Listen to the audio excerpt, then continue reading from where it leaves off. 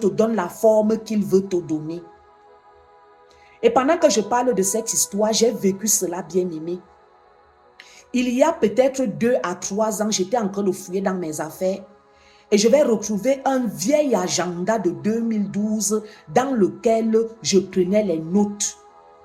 Et je suis tombée sur une parole. Et quand je prends connaissance de cette parole, je me suis rappelé automatiquement de quand cela a été et même les circonstances dans lesquelles Dieu m'a envoyé ce message. J'ai vu la date parce que j'avais noté la date 2012.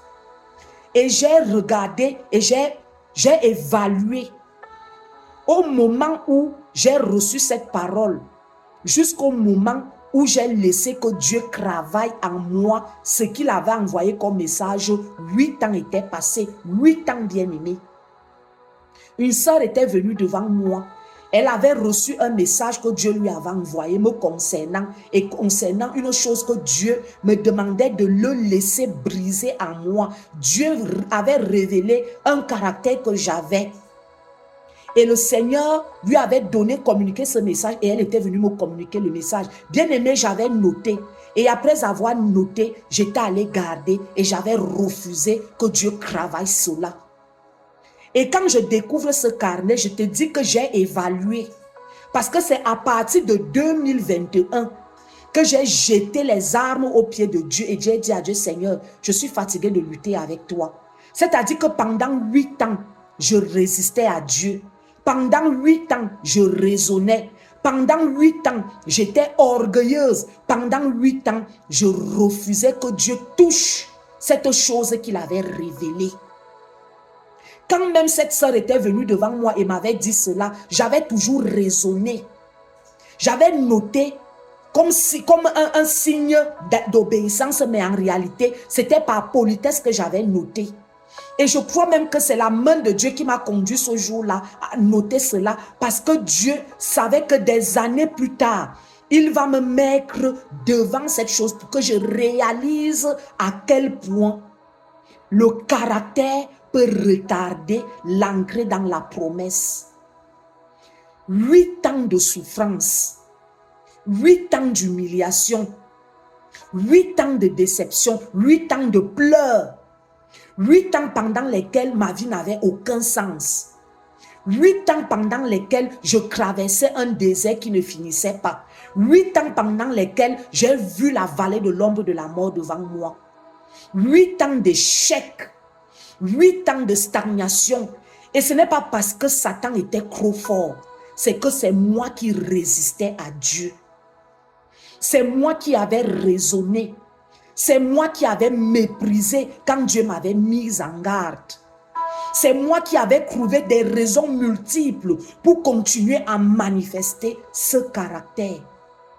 Et pendant que je parle de moi, bien-aimé, je parle de toi. Quelle est cette chose ou quelles sont ces choses sur lesquelles Dieu a toujours voulu mettre le doigt? Tu as refusé, tu as raisonné. J'ai même rencontré pendant des échanges, des entretiens avec des gens, pendant que Dieu révèle une chose qui a besoin d'être travaillée, quelqu'un va me dire carrément, je ne me reconnais pas. Et quand la personne me dit cette chose, ça me fait tellement mal. Parce qu'à un moment donné, j'ai été comme lui. Et parce que j'ai été comme lui, je sais ce que ce caractère-là produit. Stagnation, retard, limitation, qui ne sont pas dus au fait que Satan est fort, mais qui sont simplement liés au fait que on refuse le brisement. Bien-aimé, pendant que je préparais ce message, mon cœur était douloureux dedans de moi. Une fois, j'ai dit à une personne, je t'assure qu'il vaudrait mieux obéir promptement à Dieu qu'obéir avec la chicotte. Quand Dieu te reprend par rapport à une chose, dispose-toi très vite. Parce que si tu refuses de te disposer à un moment donné, Dieu va t'obliger. Et la chicotte de Dieu fait très mal. Dieu m'a chicoté pendant 8 ans. Je comprends très bien le passage biblique qui dit Dieu résiste aux orgueilleux et il accorde sa grâce à ceux qui sont humbles.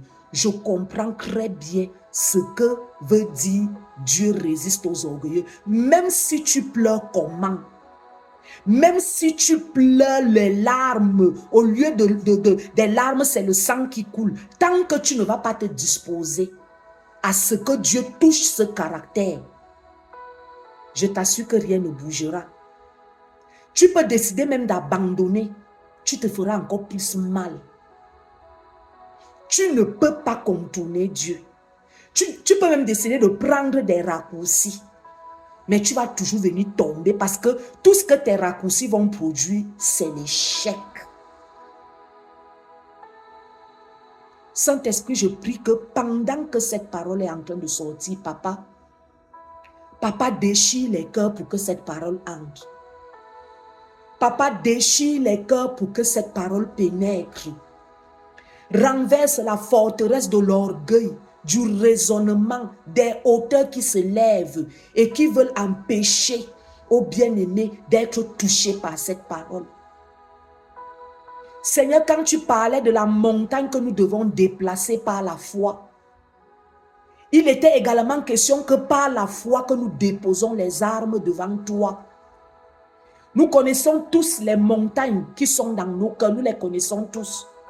Nous connaissons les idoles qui se graissent au Seigneur devant notre destinée, qui s'opposent, Seigneur, à l'accomplissement de notre destinée. Nous connaissons ces choses pour lesquelles nous ne voulons même pas. Seigneur, que tu touches quelque chose. Nous connaissons. Nous nous indignons du comportement d'Israël. Mais, Seigneur, nous manifestons aussi cela nous-mêmes aujourd'hui. Bien-aimé, pendant que tu peux dire ça, c'est l'histoire d'Israël, ce n'est pas mon histoire. C'est l'ancienne alliance, c'est les anciennes choses. L'apôtre Paul va prendre cette histoire, cet exemple de ce qui est arrivé à Israël, de ces retards, de cette stagnation de 30 années. Il va prendre cela et quand il écrivait aux Corinthiens, il va leur rappeler cette histoire. Il va leur dire, ces choses-là leur sont arrivées pour que nous ne copions pas leur exemple.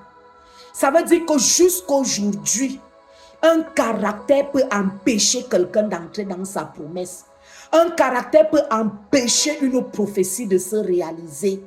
Il a dit aux Corinthiens, faites attention de ne pas tomber comme ils sont tombés à l'entrée de la promesse. Oh, à l'entrée de la promesse. Il ne fallait que quelques heures pour entrer dans le pays où coule le lait et le miel. Mais ils ont refusé de se soumettre à Dieu. Ils ont refusé de se plier. Ils ont refusé d'obéir. Ils ont refusé de laisser Dieu travailler les choses qui étaient en eux et qui se graissaient comme des montagnes, comme des forteresses. Et une histoire de quelques heures s'est transformée en 38 ans. Oh, 38 ans. Pour une promesse dans laquelle on entrait en faisant quelques heures à toucher de main, à toucher de main, à toucher de main. Bien-aimé, pendant que tu es en train de résister à Dieu, qu'est-ce que tu sais de là où tu es déjà, la distance qui te sépare de ta promesse? Qu'est-ce que tu connais de la distance qui te sépare de ta promesse pendant que tu es en train de refuser que Dieu gère cette chose qu'il t'a montré et pour laquelle tu dis ce n'est pas moi, je ne me reconnais pas, pour laquelle tu raisonnes. Pourquoi tu ne laisserais pas Dieu? Pourquoi tu ne ferais pas tel que Dieu t'a demandé? Pourquoi tu ne le ferais pas simplement sans raisonner, sans expliquer quoi que ce soit, sans même comprendre tous les tenants et les aboutissants, mais simplement le faire. Simplement le faire comme Dieu t'a demandé de le faire. Simplement le faire tel que Dieu t'a interpellé. Saint-Esprit, enlève-nous les cœurs de pierre, donne-nous des cœurs de chair. Saint-Esprit, touche un cœur ce matin. Saint-Esprit, déchire le voile du raisonnement, déchire le voile de l'orgueil qui empêche aux bien-aimés de voir que la promesse est proche et que le caractère, c'est le caractère. tu pries, ça ne vient pas. Regarde au niveau du caractère, de tes pensées, de ta mentalité.